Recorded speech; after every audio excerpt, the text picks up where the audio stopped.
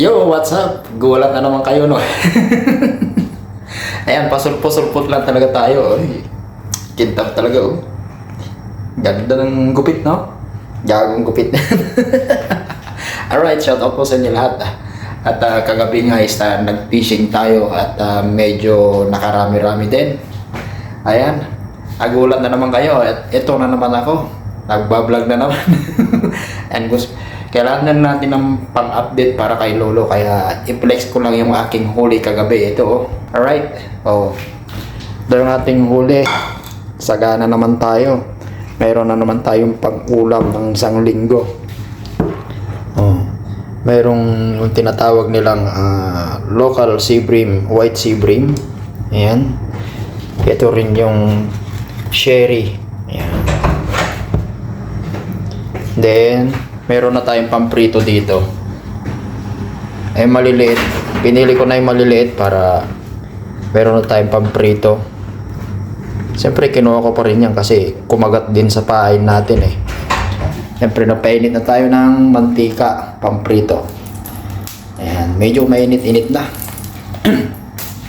Actually hindi ko pa natapos na linisan ito, bali kakaliskisan lang natin. At siyempre, ato-atuduhin para mayroon tayong araw-araw na ulam. Alright, shoutout po sa inyong lahat. Kamusta po kayo lahat? Ito yung ating panghuli. Ayan ang sabiki. Sabiki lang yan. Buti nakagat sila. Trinay din natin maghipon, magpain ng hipon pero matumal. Kaya gumamit tayo ng sabiki. Marami talagang isda kapag malalaki pag yung high tide ba. High tide. Tapos hindi bilog yung buwan. Yung letter C lang yung buwan. Yan, shoutout po sa inyo lahat. Alright, so medyo mainit na yung ating kawali. At tayo nga po isa magpiprito muna ng pang-ulam. At tayo is gutom na. Ayan, kamusta naman po kayo dyan? Mga legit subscriber, legit supporter natin dyan. Shout out po sa inyo lahat. Alright. Hey. Ayan, bitugo.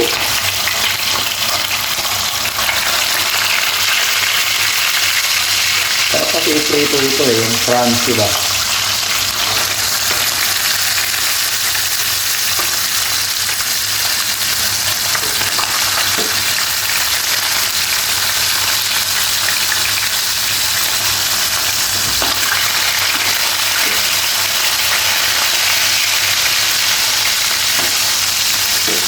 Okay, alright. Diba? Ganda oh. Sarap na iprito yan. Tapos may sausawan ka na toyo, saka lemon, saka may maraming sili. Ayan. So ituloy natin na linisan ito. Kapatid natin dyan na nanonood. Magandang hapon po sa inyo lahat. Magandang umaga, magandang gabi. Saan man po kayo naroon ngayon. Ayan, so maglinis muna tayo. Diyan muna kayo, i-set up natin yung ating camera. Wala kasi tayong tripod, kaya improvise na lang. Yun, improvise. Alright, sarap talaga. No? Mayroon na naman natatakam dyan. Ayan. Hindi ko sasabihin kung saan ko banda na huli yan. Ay spot. Bahala kayo dyan.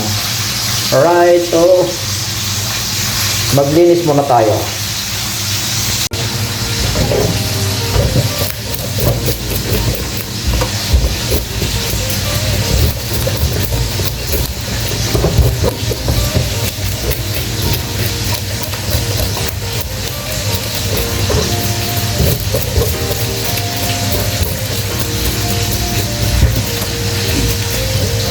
Sa susunod na video natin, isasama ko kayo sa spot na pinuntahan ko.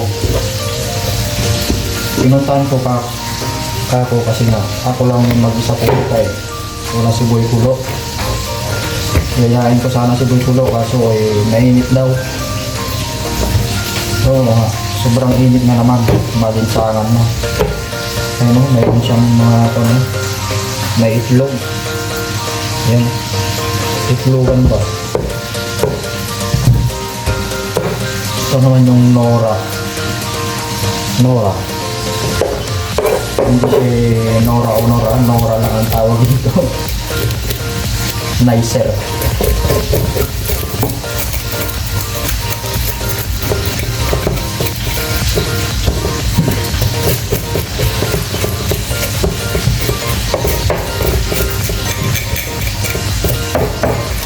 Pumunta ako ng madaling araw, mga alas 2 siguro yun.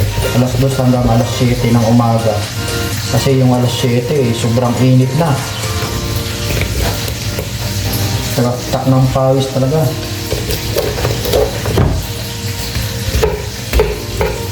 Yan, sana isa hindi magagalit si Lolo dito sa ginagawa ko. Normal lang naman yan. Nililinis tayo ng isda. At siyempre, may dugo. Alam mo namang anemic yung isda na walang dugo. Ayan, sakpat sa'yo dyan, Lolo. Sana is hindi mo ako paluin dito. Yung sabi na, bawal daw pa sa... hindi ah.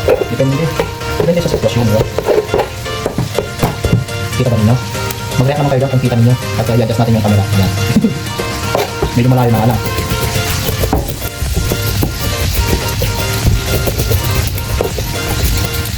Ang update lang natin kay Lolo para hindi tayo mag-demonetize. Diba? Ito naman. Matapos ko pinili dito, patuloyin ko siya para tuwing pag nilagay natin sa freezer, hindi siya nagdikit-dikit. Hindi siya nagdikit-dikit. At pag nagdikit tayo, yung saktong malutok lang, lukuan lang.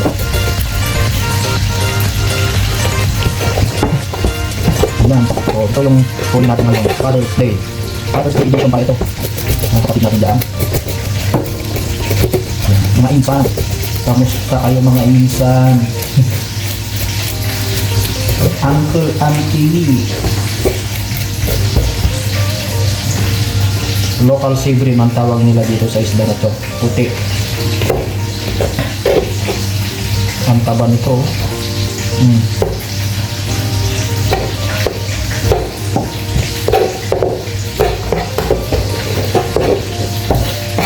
At medyo tignan natin yung ating piniprito.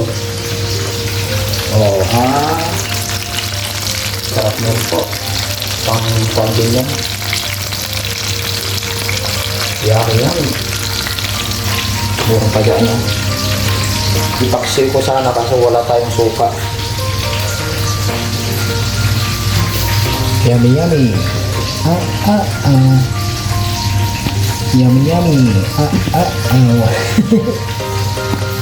Right, so mag-isa na tayo.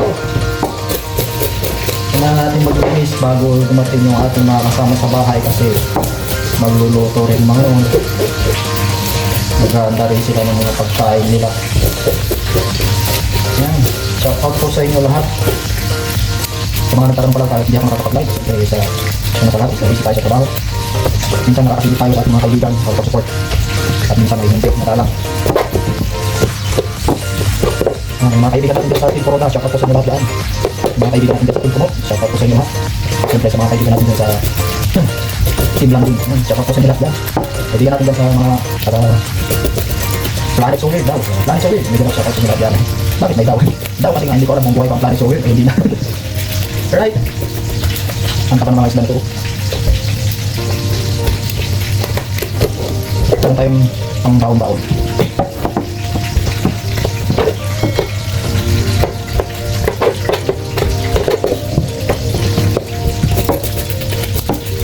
Double purpose na to. Nagpiprito na tayo, naglilinis pa ng isda.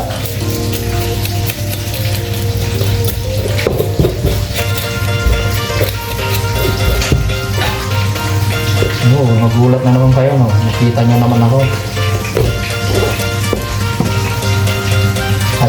Achichilat ang ulo.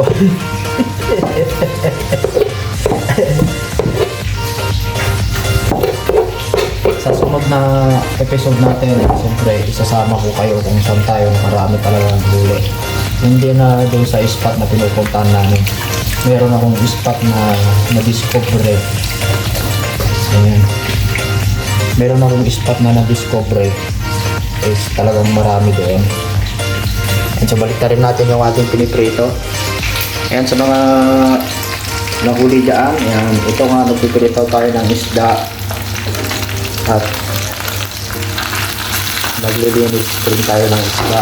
Okay, lumalaban.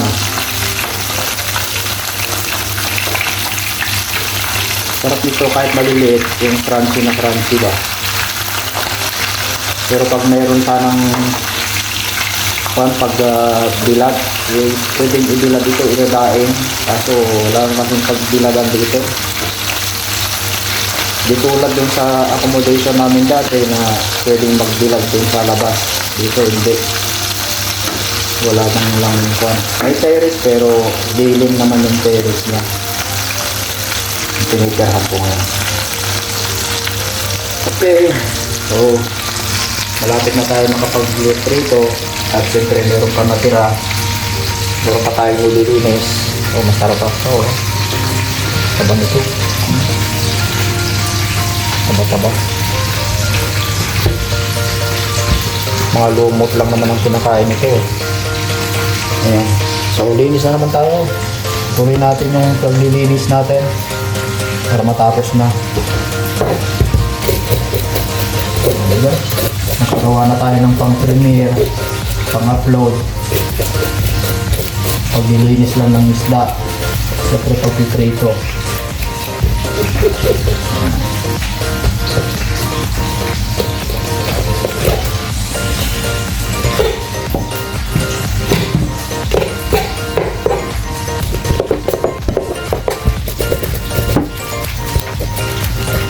Alright, so shout out po sa inyo lahat, hindi mo shout out. Good morning po sa inyo lahat, good evening, good afternoon. Saan man kayo luparot ng mundo naroon, mag-ingat po kayo lagi. Sana po sa gabayan kayo lagi ng ating may kapal. Ingatan lagi ang sarili, ingatan lagi ang kalusugan kasi yan ang ating puhunan para sa ating mga mahal na buhay. Kapag patuloy-tuloy tayo sa trabaho, ayan.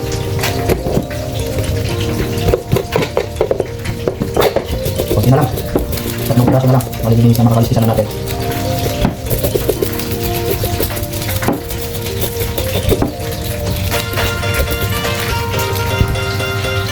Oh, mainit. Grabe. Hindi ko sa kusina. May exhaust fan. So, hindi siya... Hindi... Sarap ng itlog mo. Dilaw na dilaw yung itlog mo. Ito. Sherry. Ay, tatlong kaliskisan na ito. Sherry din. Hindi natin kakaliskisan ito.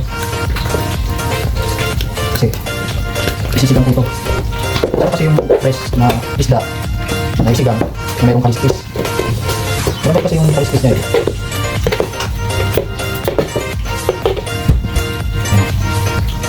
siyempre ayos kay Sherry.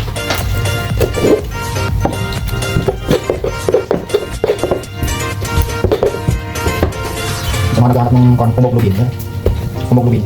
Pamili ng hemoglobin kung kaliskis ng isda. Dahil yung sabaw. Kung sabaw kayo, kung mo kaliskisan. Lalo na pag-fresh. Nanyo ako, lagi ako isda na may kaliskis. Kaya panot na yung ulo ko. So, bago masunog ang ating piniprito, hanguin muna natin. Okay, so nakaliskisan na natin lahat. Ayan na lahat, oh. Oh, dami. Saan ka pa? Sulit na sulit.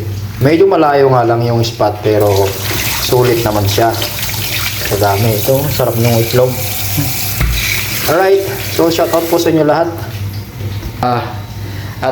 Dito na nga po tatapusin ang ating vlog. Maraming salamat po sa inyong panonood. Hanggang sa muli. Sa muli nating pagkikita, episode natin. Maraming salamat po sa inyong panonood. Bye-bye po sa inyo lahat. God bless everyone sa mga po nanonood. Ingat-ingat po kayo lagi. Bye-bye!